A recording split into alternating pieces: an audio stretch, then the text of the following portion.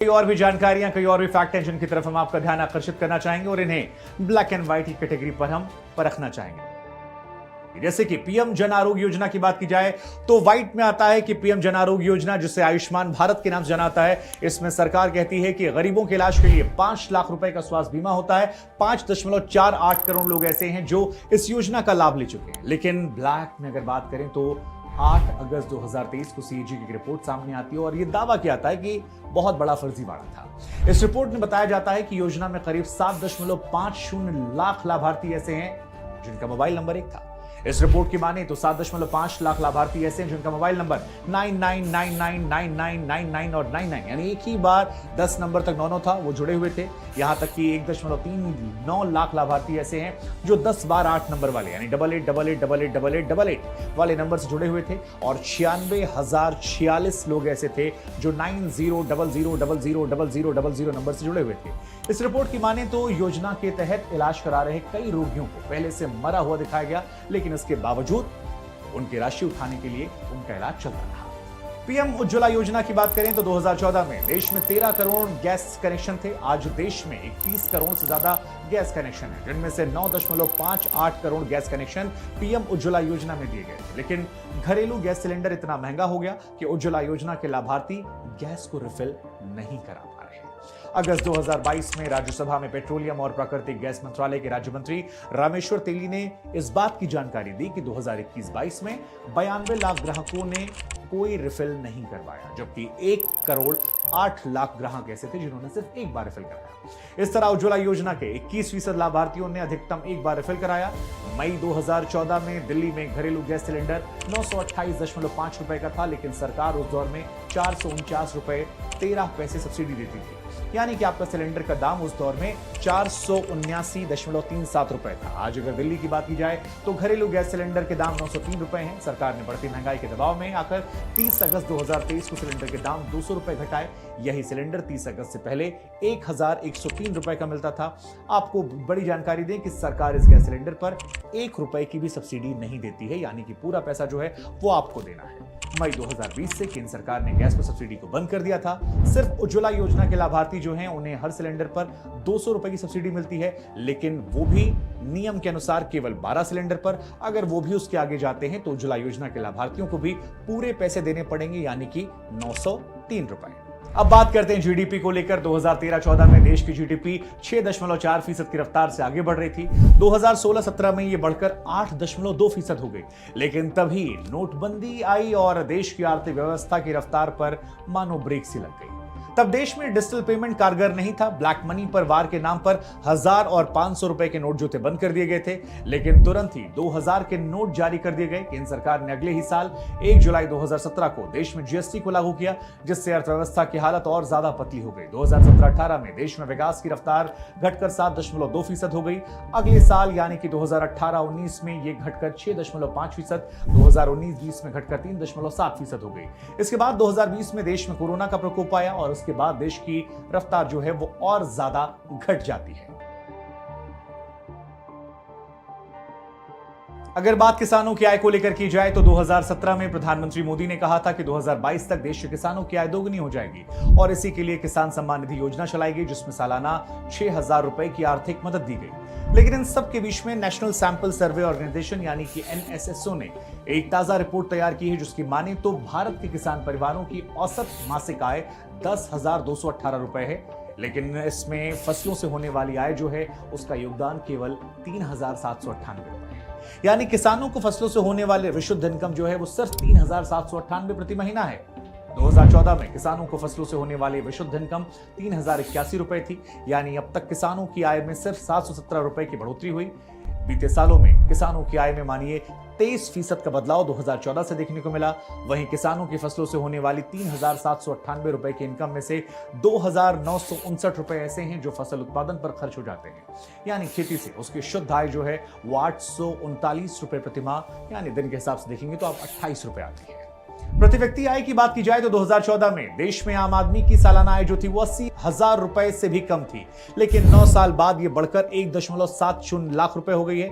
हालांकि इसमें आपको जानकर हैरानी ये होगी कि अभी भी हम अपने पड़ोसी देश बांग्लादेश और श्रीलंका से काफी कम हैं। वहां पर प्रति व्यक्ति आय के मामले में भारत पीछे है और 197 देशों के मुकाबले भारत 142वें स्थान पर है। अगर बात गरीबों की जाए तो प्रधानमंत्री नरेंद्र मोदी और बीजेपी अपने भाषणों में बार बार इस बात का जिक्र करते हैं कि 13.5 करोड़ लोगों को गरीबी से बाहर निकाला गया है और यह कहा जाता है कि गरीबों का सबसे ज्यादा उत्थान जो है वो मोदी सरकार में आजादी के बाद किया गया है। लेकिन तस्वीर का एक पहलू यह भी है कि प्रधानमंत्री गरीब कल्याण अन्न योजना में सरकार 80 करोड़ लोगों को फ्री में अनाज दे रही है और इस योजना में हर व्यक्ति को हर महीने 5 किलो राशन दिया जाता है। अक्सर विपक्षी आरोप लगाता है कि अगर देश में गरीब नहीं है तो फिर 5 किलो का राशन उन्हें क्यों दिया जा रहा है। मेक इन इंडिया और इंपोर्ट की बात की जाए तो PM Modi make in India का स्लोगन देते नजर आए थे, जिसका मकसद था भारत में बनी चीजों को दुनिया भर में भेजना। इसके बावजूद भारत अभी भी एक्सपोर्ट से ज्यादा इंपोर्ट करता है, यानी कि विदेशों में सामान भेजने से ज्यादा भारत में मंगवाया जाता है। मोदी सरकार के 9 साल के कार्यकाल में इंपोर्ट दोगुने ज्यादा हो गया। 2013-14 में भारत ने 27.15 लाख करोड़ का सामान इंपोर्ट किया था, लेकिन 2022-23 में भारत ने 57.33 लाख करोड़ रुपए से ज्यादा का सामान इंपोर्ट किया। हालांकि इस दौरान भारत का एक्सपोर्ट करीब दोगुना हुआ है। 2022-23 में भारत ने 36.2 लाख करोड़ से ज्यादा का सामान एक्सपोर्ट किया, जबकि 2014 में 19.5 लाख करोड़ का इंपोर्ट हुआ था। विदेशी कर्ज की बात की जाए तो मोदी सरकार में विदेशी कर्ज लगातार बढ़ रहा है। हर साल औसतन 20 अरब डॉलर का विदेशी कर्ज भारत पर बढ़ रहा है। मई 2014 में प्रधानमंत्री मोदी बने और उसके पहले 2014 में आरबीआई की रिपोर्ट की माने तो देश में करीब 440.6 अरब डॉलर का विदेशी कर्ज था, लेकिन यह कर्ज लगातार बढ़ता रहा। अब अगर मार्च 2023 की बात करें और आरबीआई की रिपोर्ट को माने तो विदेशी कर्ज बढ़कर 624.7 अरब डॉलर पहुंच गया है, यानी बीते 9 सालों में भारत का विदेशी कर्ज 42% बढ़ा और ये लगातार बढ़ता साल दर साल जा रहा है। बेरोजगारों की बात की जाए तो नौकरी को लेकर ज्यादातर सरकारें ऐसी रही हैं जिनका ट्रैक रिकॉर्ड लोगों को नौकरी देने के मामले में अच्छा नहीं रहा और मोदी सरकार भी इससे अलग नहीं है, क्योंकि मोदी सरकार में बेरोजगारी दर बढ़ी है। बेरोजगारी के आंकड़ों पर नजर डालने वाली संस्था centre for monitoring Indian economy यानी सीएमआई की माने तो अभी देश में करीब 41 करोड़ लोगों के पास रोजगार है, जबकि मोदी सरकार के आने से पहले 43 करोड़ लोग ऐसे थे जिनके पास रोजगार था। सीएमआई ने पिछले साल एक रिपोर्ट जारी की थी और इस रिपोर्ट में दावा किया गया था कि भारत में अभी 90 करोड़ लोग ऐसे हैं जो नौकरी के योग्य हैं। इनमें से 45 करोड़ लोगों ने नौकरी की तलाश करना छोड़ दिया है। सरकार कई बार इसको लेकर कहती है कि इन तमाम लोगों ने स्टार्टअप योजना के तहत अपनी शुरुआत की है। हम फैसला आप पर छोड़ देते हैं कि ये 45 करोड़ लोग जो नौकरी की तलाश करना छोड़ चुके हैं, डेटा के अनुसार ये स्टार्टअप में गए हैं या बेरोजगार हैं, ये फैसला आप पर है। लेकिन साल 2019 में सरकार के एक सर्वे में यह सामने आया था कि देश में बेरोजगारी दर 6.1% है। यह आंकड़ा 45 साल में सबसे ज्यादा था। मोदी सरकार के आने से पहले देश में बेरोजगारी दर 3.4% थी, जो इस समय बढ़कर 8.4% पहुंच गई है। अब अगर महंगाई की बात करें तो 2014 में मनमोहन सिंह की सरकार जाने में एक मुख्य चुनावी मुद्दा महंगाई भी था। आज के दौर में जनता को परेशान कर रहा है। जो पेट्रोल के दाम 2014 में 71 रुपए प्रति लीटर जनता को परेशान कर रहे थे, वो आज के वक्त करीब 97 रुपए प्रति लीटर के आसपास है। जो डीजल 2014 में 57 रुपए लीटर था, वो आज करीबन 90 रुपए लीटर है। 2014 में पेट्रोल पर एक्साइज ड्यूटी 9.48 रुपए थी, जो इस वक्त 19.9 रुपए है। 2014 में डीजल पर एक्साइज ड्यूटी 3.56 रुपए थी, जो आज बढ़कर 15.8 रुपए है। खैर, ब्लैक एंड व्हाइट के तरह अब बात करते हैं उन योजनाओं की जो प्रधानमंत्री के ड्रीम प्रोजेक्ट्स का हिस्सा रहे और जिनके दावों में जो समय सीमा थी वो थोड़ी बढ़ा दी गई। लेकिन ये योजनाएं लगातार आगे आई हैं और इन योजनाओं का लाभ भी लोग उठा रहे हैं, जैसे कि हर भारतीय परिवार को पक्का घर। प्रधानमंत्री आवास योजना एक ऐसी योजना जिसकी शुरुआत 2015 में हुई। इसके तहत 2022 तक भारत के हर परिवार को ग्रामीण और शहर में पक्का घर मिलना था।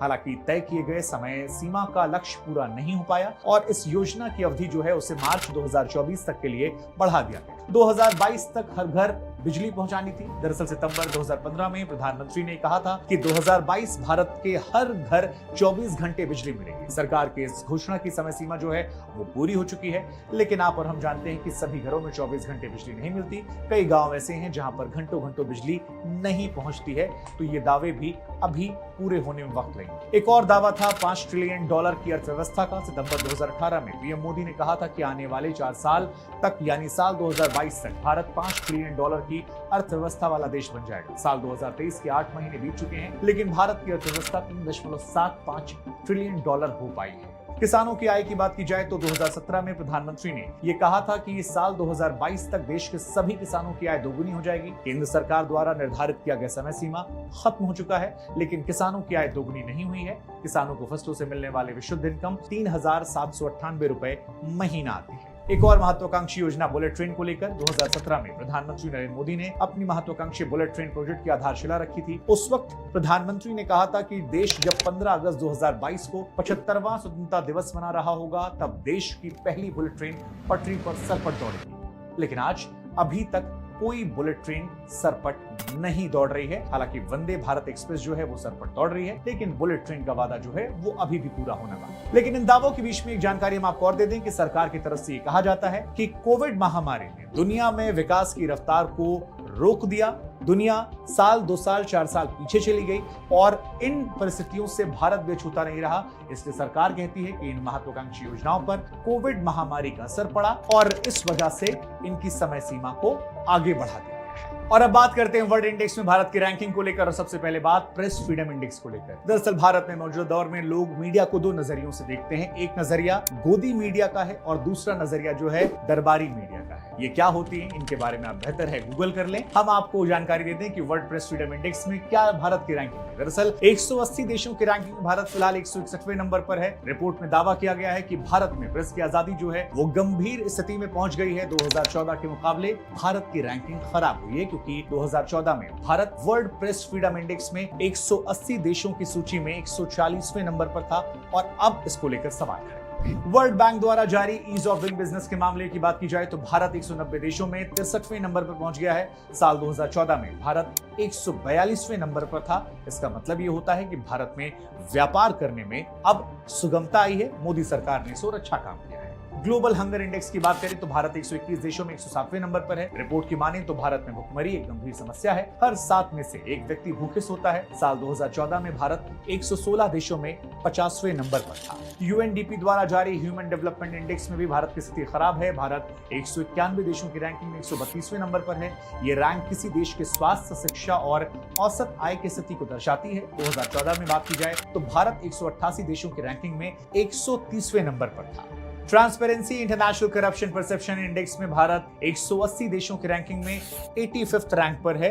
रिपोर्ट के अनुसार दुनिया के अधिकतर देश भ्रष्टाचार से लड़ने में विफल रहे हैं। 2014 की बात की जाए तो भारत 175 देशों की रैंकिंग में इसी 85वें नंबर पर ही था। अब अगर बात की जाए दुनिया के सबसे खुशहाल देशों की रैंकिंग पर तो वर्ल्ड हैप्पीनेस रिपोर्ट में भारत 137 देशों की सूची में 126वें नंबर पर है। ये सुनने में आपको थोड़ा अजीब लग सकता है, लेकिन इस रिपोर्ट की माने तो भारत से ज्यादा खुशहाल हमारे पड़ोसी देश पाकिस्तान, बांग्लादेश, म्यांमार और वो श्रीलंका भी है, जहां पर गृह युद्ध जैसी स्थिति बनी हुई थी। 2014 में भारत की रैंकिंग 156 देशों में 111वें नंबर पर। हालांकि हम आपको स्पष्ट कर दें कि विदेश से आए इन दावों को लेकर देश में अक्सर सवाल खड़े रहते हैं और सरकार से जुड़े लोग ये दावा करते हैं कि विदेशी मीडिया या विदेशी एजेंसियां भारत की छवि खराब करने के लिए ऐसी रैंकिंग जारी करती हैं जो प्रथम दृष्टया सही नहीं लगते हैं। लेकिन सत्ता पक्ष और विपक्ष अपने अपने नजरिए से देखते हैं, इसलिए इसका अंतिम फैसला हम आप पर छोड़ देते हैं कि आप इसके दावों पर कितना विश्वास करते हैं। कई ऐसी भी